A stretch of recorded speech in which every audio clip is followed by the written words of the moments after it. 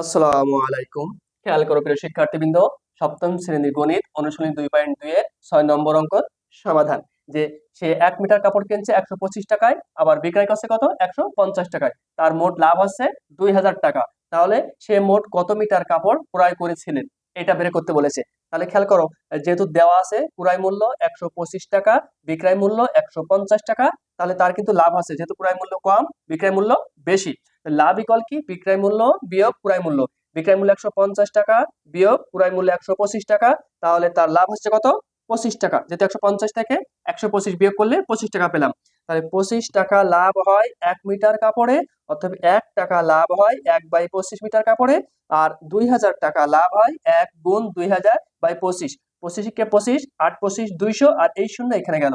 তাহলে কত মিটার কাপড় হলো 80 মিটার কাপড়ে। তাহলে দোকানদার 80 মিটার কাপড়ে 2000 টাকা লাভ করছে।